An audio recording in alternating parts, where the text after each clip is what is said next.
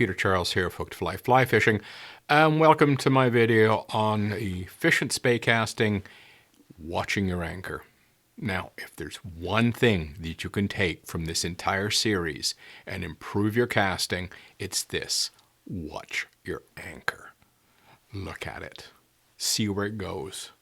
Because so many problems can be corrected by this simple thing. When I was teaching, I had a lot of students come to me over the years say, "Oh, my anchor goes all over the place. It's not consistent. I can't get a decent cast off. I never know where my anchor is going." And it's critically important that we know where the anchor goes, not only for consistency, but for safety. If you drop your anchor in front of you in the middle of a double spey and then cast, it can come right up into your face. That's not a good thing. So being able to put your anchor and the fly, I'm talking about the fly, in the same spot all of the time is very important. And the key to doing that is watching your anchor. So let's look at my model for a moment and talk about what the anchor really is. I mean, it's a recap, but let's be clear on what it is. We're talking about the fly, some the leader, and some or maybe all of the tip, some of the tip of the line. It'll depend on the style of casting you're doing. It'll depend on your mechanics. But primarily it's the fly and some of the leader. That's usually what it is. Now, what does an anchor do for us? Well, there's a misconception that it loads the rod. No. It prevents the premature unloading of the rod. Now, when we make a spey cast, we've got this D-loop. And that is really an unnatural way of making a back cast, because when we make a back cast, it wants to be an overhead cast and go straight back. It doesn't want to be in a curve.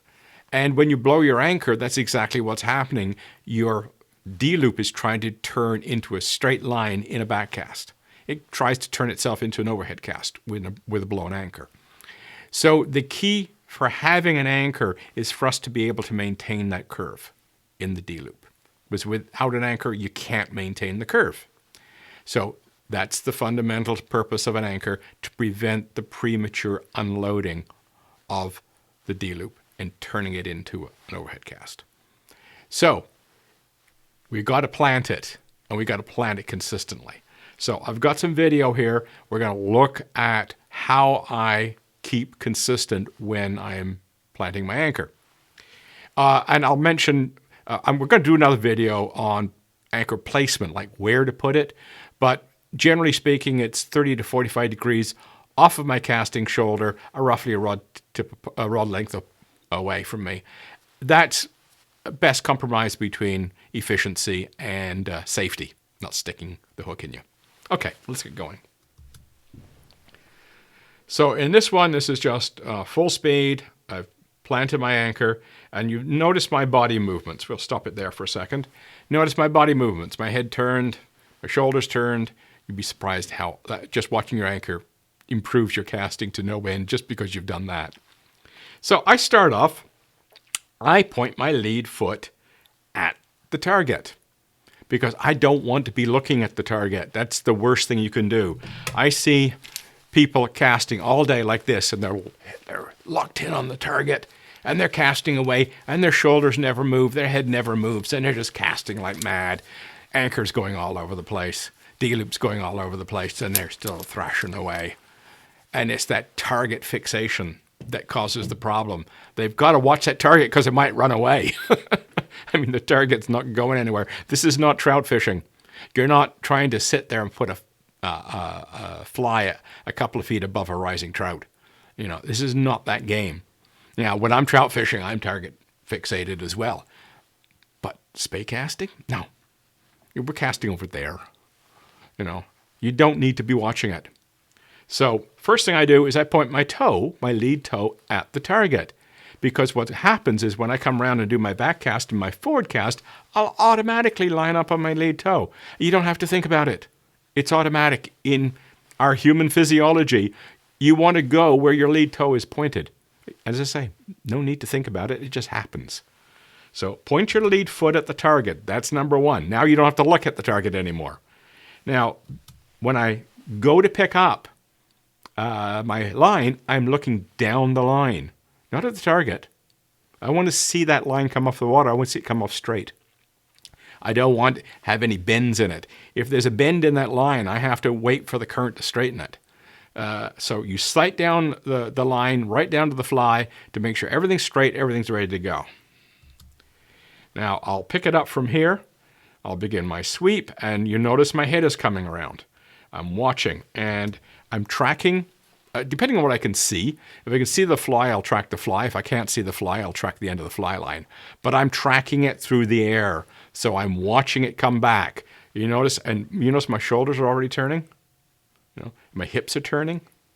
I'm already getting myself into the firing position, and just watching the anchor does that. So let's continue on. Now my head is coming down, the line is coming around, and I'm going to look back it up for a second. I'm going to look the fly into the spot where I want it to land. It's like golf or baseball. You can't hit the ball if you're not looking at it. If I've got a golf club in my hand and I'm staring off at the birds, I'm not going to hit the ball. This is the same idea. I have to look where I want the fly to go in order for me to hit that spot. So I look it into that position, and then when it lands, I'm looking at where the fly is ending up, not where the end of the fly line is going. Important reason for that. There are some casts, let's say like the snap T and the circle spey.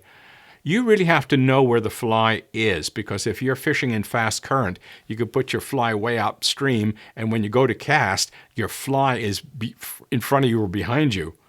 That's dangerous. So you really got to know where the fly is gone, and that means you have to look at it. So get in the habit, look at the fly, watch where the fly lands. So the fly's landed in the water, and now I begin my forward stroke, and this is the only time I pick up the target.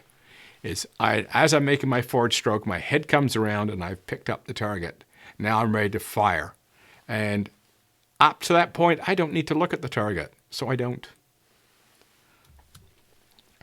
So that's the important thing, is get out of that target fixation. It's critical. If you are fixated on the target, you'll never cast well, guaranteed. Okay, in this segment here, I was actually doing a bunch of casts, doing little different things, speeding up, slowing down, high lift, low lift. I wanted to create some stock footage that I could use in these videos. So I did all sorts of little variations. The one thing I wasn't doing was concentrating on my anchor placement. All I was doing was my normal look. And even sometimes I'd look down and then I'd look over to the D-loop. So I was down to the anchor, up to the D-loop. I'm watching all over the place, but I do look the anchor in. That's automatic. I do that all of the time without thinking about it. But the point I'm making about this, there was no attempt to be consistent with the anchor. I was worrying about other things. So let's watch what happens. And you'll see that anchor is going into the same spot every time. These are single spays. Now I've slowed down. I know it looks like I've gone slow motion. I've just slowed down. There's no change in the camera speed. And I'm just putting the anchor in the same spot all of the time. And now I'll just zoom in a little bit, and you can see the anchor's landing. I'll stop it there for a second. It's landing in that red circle. Now, you'll see some of them skid into the red circle and some of them land in the red circle. It doesn't matter. As long as the fly ends up where it's supposed to. I don't care whether it skids into position or drops into position. That's your choice. You can do it either way you like. And because I was varying up the way I was casting, I was getting both. I was getting some skids and some plops. So we'll just go through this very quickly, and you'll see these are landing. That one skidded into position. Now I've slowed down, and that one landed right square in the middle of the red dot, okay? There, that one skidded into position, and you can see there's a variation here. But the point I'm bringing up is that I was watching the anchor placement all of the time, even while I'm thinking about other things. And it's dropping into position. And now in this cast, we're just going to see what happens when I do it right, put my anchor in the right spot, and watch it in, and you can see the end result. I'll shut up for a moment. We'll watch it. Here we go, 90, 95 foot on an 11-foot switch rod. And we'll just point out, there is the fly right there, and look at my head. I'm looking straight down at it.